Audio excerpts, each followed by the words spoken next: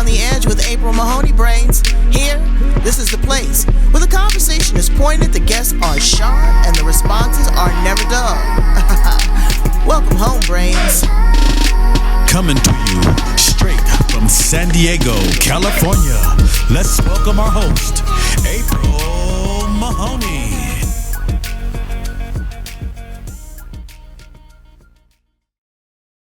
To apologize for being white. I didn't ask for it, but I am going to take what I've been given. Get over it, people.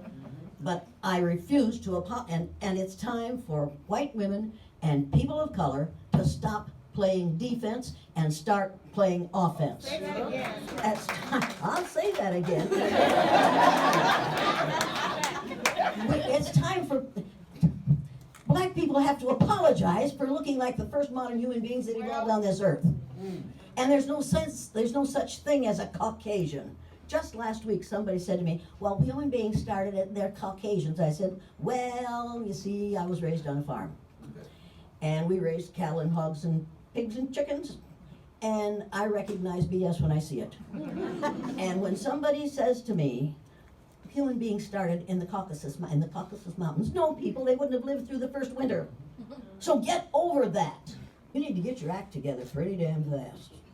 You don't have a whole lot of years to get it together. Within 30 years, people of color will be the majority in the United States of America.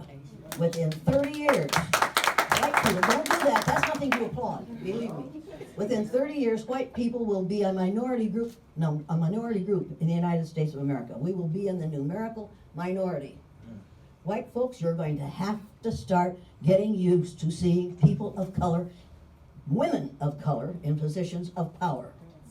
Now, every time I give any speech, some white person says, well, if they get power, aren't they going to want to do to us what we've done to them? They are going to want to get even with us.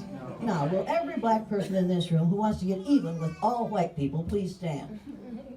Now, white folks, look around. These people are standing because you don't have chairs enough. You black. What do you say? Do you say thank you? You say what? That's a good idea to say that's a lie. Then you need to, before you tell them that's a lie, you need to say, what color is your car? And they will know what color their car is.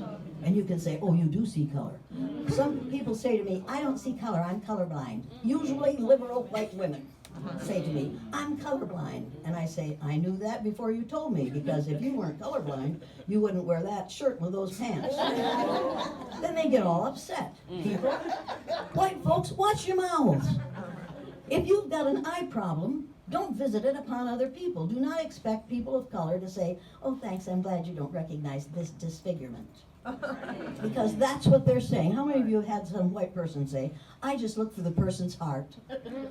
Oh my God. That happened to me several years ago. You have to look at people and listen to them, and then you judge them by the things they say and the way they behave. She said, I just look for the person's heart.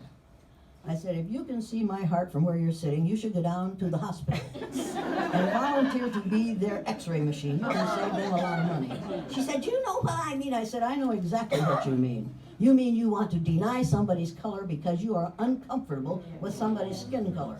So you'll deny their color and look for their heart. Let me tell you something. Hearts are very colorful. How many of you have ever dressed a chicken? That's what I thought. How many of you know what dressing a chicken means? It does not mean putting an apron on it, right? You kill the chicken, you take the feathers off the chicken, you scald the chicken to get all the pin feathers off, you cut the chicken open, you take out the chicken's heart, and you find out that it's a heart of color. You all have colorful hearts.